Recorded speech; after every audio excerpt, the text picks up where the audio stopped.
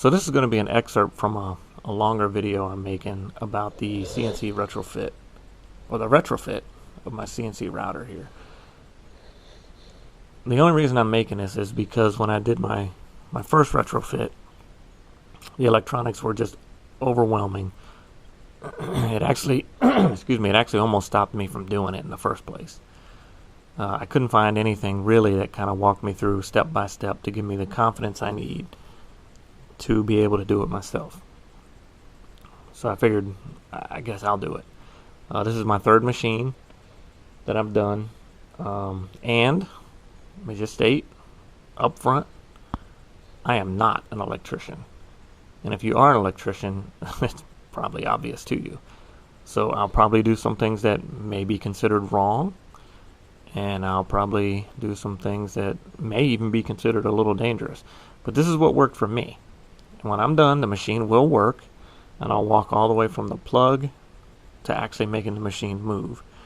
This is not intended to be a step-by-step to show you how to do your machine. This is only me documenting how I'm doing mine, in the hopes that maybe it'll give somebody the confidence to jump in. Because if you take it one bite at a time, it's really not that big a deal. But in the end, remember, if you tackle anything electrical, the responsibility to make sure it's right is on you. So, having said that, we'll start out with the plug, which is this is a 220 plug rated for 50 amps. And it's pretty basic, not a lot of mystery here. 3 wires going in, and even tells you which colors go where. So then the cable goes around, comes into here, which is my breaker box. And I've got a 50 amp circuit breaker here. Power comes in to the breaker, comes out of the breaker, and then comes to the back of the machine, into the box here. Now let me just stop real quick. 2 things I want to address. This box is barely big enough. In fact, it may not even be big enough. We'll find out as we fill it up. This is going to be the power side. This is going to be the logic side. All the computers, drivers, everything will be over here. All the transformer, VFD, plugs, everything will be over here. And the other thing is the power requirement. How did I get it 50 amps? Well, the drivers I'm using are DMM DYN4s. On the side of the driver, it says rated at greater than 10 amps. Or maybe that's less. Okay, I'm not actually sure what that means. If you look online, it says it's rated for 8 amps. So maybe that's less than 10 amps. It's got the little arrow going that way. Or, there you go, 8 amps right there. I'm a dummy. So anyway, this thing's 8 amps. But if you look in the book, manual for this, it says to use a 20 amp MCCB, molded case circuit breaker. So that's 20 amps for one. And it says if you have multiples, you multiply that amperage by however many drives you have. I have 3, so that should be 60 amps. Now, 60 amps, that's a lot. And to be honest, I couldn't find a whole lot of 60 amp supplies, or above 60 amps. Everything I could find was either ridiculous in size or ridiculous in price. So I'm taking a gamble here with 50 amps. Because it's not just driving the drivers, it's also doing the VFD, the computer, everything else is all running through this 50 amps. So I am taking a risk. But I think we'll be okay. 50 amps is a lot. Guess we'll find out. So anyway, power comes back where we left off. Power comes in here, goes through the cabinet. Unfortunately, I had to put the switch all the way over there, because that's going to be the side where you stand at on this machine. So here's the back of the switch. Wires going in the bottom, coming out the top. It's one of these deals, rated for 50 amps. Power coming in, goes across the back here, comes out right here. So we start at the plug. go through our breaker that protects us for 50 amps. Goes over to the switch, which turns everything on. And after that, we have 220 volts at 60 amps at this location. After this, it gets confusing because this is going to branch off to 220 and to 110 to power everything off of one plug. My last machine my first machine, I had 2 plugs going in, one for 220 and one for 110. I just didn't really know what I was doing. So I guess nothing's changed there. But this time, I just one plug, trying to simplify it. It cost a little extra because I had to buy the transformer. But anyway, that's just what I want. So I'm going to get a few more parts installed. We'll take one branch at a time, the 220 separate and then the 110 separate. Walk through every step and show you how I'm doing this machine. And hopefully, if you've got a project like this you're considering, it'll give you the confidence to say, yeah, if that idiot can do it, I can do it. Which is basically the goal. So I'll get a few more things put in, and we'll check back in. Alright, so obviously I got a little bit more done. I wanted to bring in before it got too crazy. If you remember where we left off, we had one thick wire coming out from the main shutoff switch, which is where we're going to bring 220 into this side of the box. That wire now comes in here.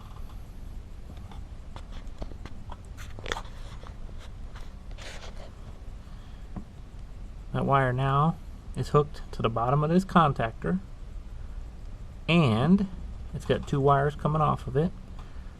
Fortunately, this contactor is pretty cool. It's got like a double pinch thing on it, so you can do a wire top and bottom. I didn't know that when I bought it. It's a happy accident. So 2 wires going in, bringing 220 into this. 2 wires going out. The 2 wires that go out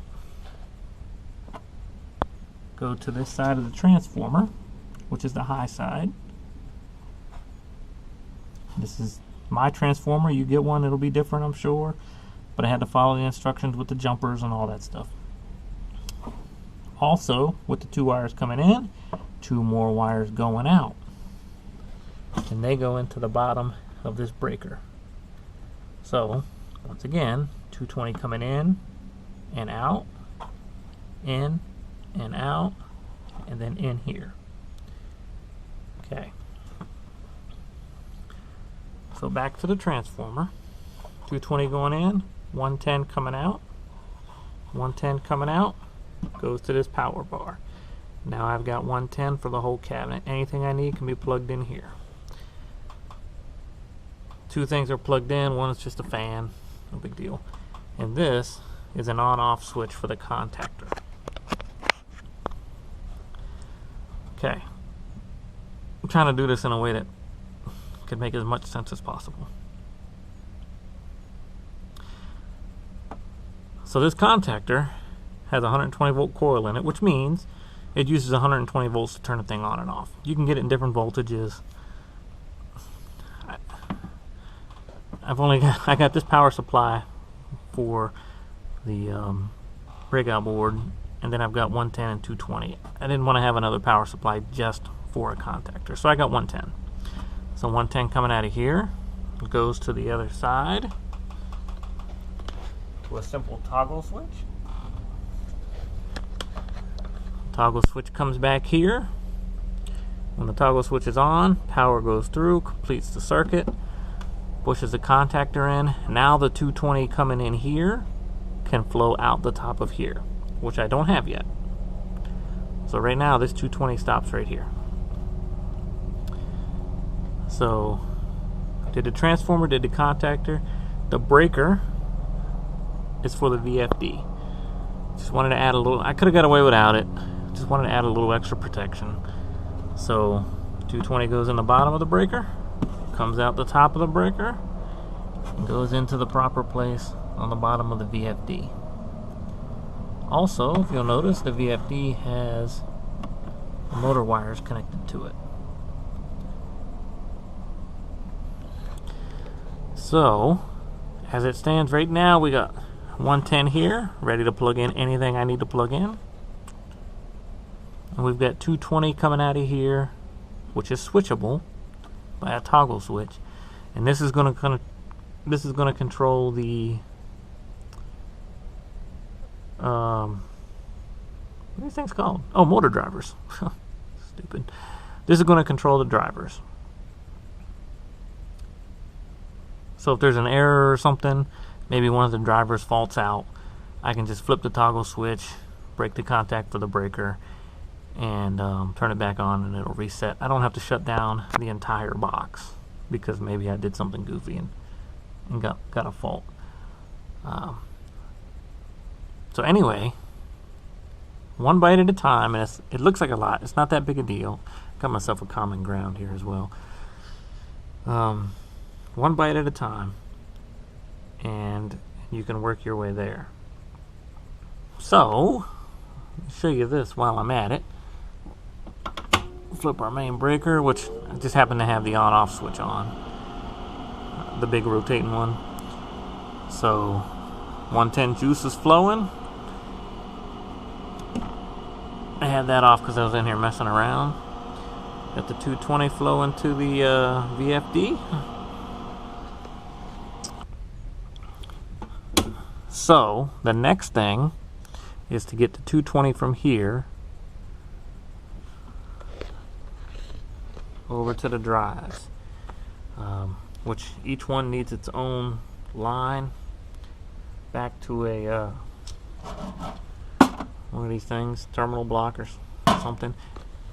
And also the logic power has to be separate. You're not supposed to jump them. Specifically called out in the instructions not to do that.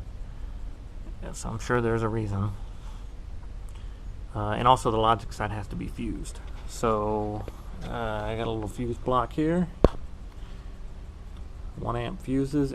You can bring them all to the same terminal, but you can't jump them from one to the next. I don't know, it's kind of weird. Seems like splitting hairs, but that's what the instructions say. That's what we're going to do. So I will make a little more progress and then bring you back in. I want to get this to where I can, well, to use it, obviously. Anyway, make some more progress and bring you back in. So we've got a little more wiring done. Got the power supply. I just cut a cord off, connected it in, and of course the DC voltage comes out, goes around, goes into the board. Now this is my board. This is obviously it's a DMM board. It has to have the 5 volt coming from a USB and 48 volts coming from the power supply. I don't know why. Got my parallel port. I don't have any of my limit switches hooked up yet, or the E-stop. I just got a jumper. And I don't have the spindle control hooked up yet. But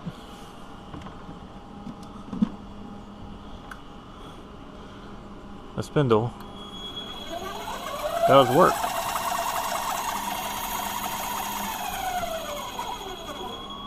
So that's pretty simple. Just hook up the spindle control. We'll be set to go. All of these were plug and play. Came with the board and drivers. And then these come right out of the motors. The only thing I had to do was hook power up. 220 to the power, 220 to the logic. The logic has a fuse. For whatever reason, I guess it doesn't, so it doesn't burn anything up. And this machine is pretty much wired. My plan was to put this down in here, and it will fit, just, except for the power supply and the computer. It's just too big. So I'm gonna have to see if I can find a smaller one, something a little compact. I don't know. I have to figure something out. But anyway, that's where we're at on the wiring. There's only a little bit left to do. So one of the main reasons I'm having trouble mounting the computer inside of the control box is because of this power supply. It's a standard PC power supply. It's just too big. It's taking up too much room. So after a search of about 5 minutes, I found this, which is approximately a quarter the size. So I'm going to mount this in, see if it fits, and if it does, put the rest of the computer in there, and we'll be good to go. All the electrical is done to the point that I'm using the machine. So the only addition from what you've previously seen to this side of the cabinet is I added 2 of these relays, and those relays are for turning on coolant and vacuum. One for coolant, one for vacuum. All I did with that, I actually did end up bringing another 110 circuit, but only for those 2 things, because I knew a vacuum would pull all kinds of amps. A pump maybe not so much, but anyway, it's just an extension cord with the end cut off, going to the input, and then I used part of the extension cord to go to the other side of the cabinet for a toggle switch. And then the output, the inputs here come off of the breakout board to tell this relay whether to come on or off. So it can be operated both by switch and also by the outputs on the breakout board. So this is almost a standalone circuit. Well, I guess it is a standalone circuit, but it ties into the breakout board too for a little automation. So this side here is that's everything for this side. This is the power side. If we come over here to the logic side, one thing, obvious difference is the breakout board. Last you saw it set further back. I moved it out for 2 reasons. One, it was just too hard to get to, and 2, let me get some light. I don't know if you can see in there, but I have the computer motherboard mounted back there, and the motherboard is about twice as wide as the breakout board, so it just made sense to put it in the back instead of having it in the front.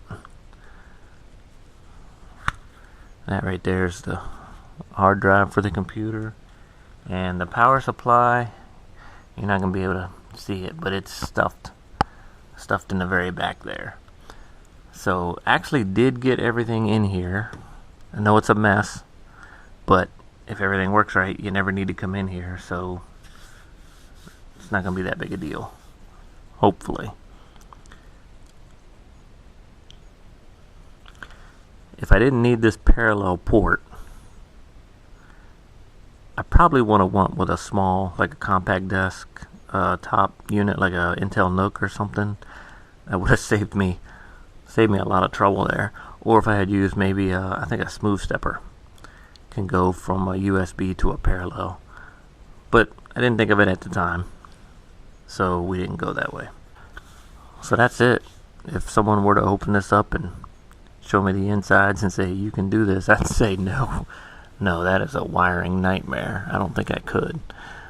But if you just take it one step at a time, like we did, one little bite, add another piece, it's another little bite, eventually you'll get to the end and you'll have a fully working, functioning machine.